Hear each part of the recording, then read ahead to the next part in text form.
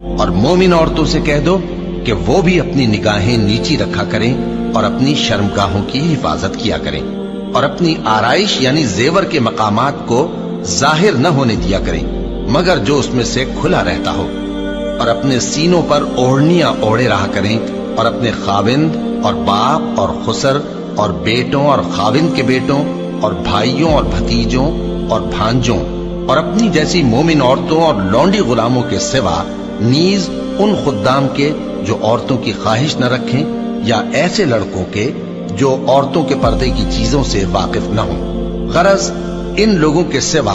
کسی پر اپنی زینت اور سنگھار کے مقامات کو ظاہر نہ ہونے دیں، اور اپنے پاؤں ایسے طور سے زمین پر نہ مارے کہ جھنکار کانوں میں پہنچے اور ان کا پوشیدہ زیور معلوم ہو جائے۔ اور مومنوں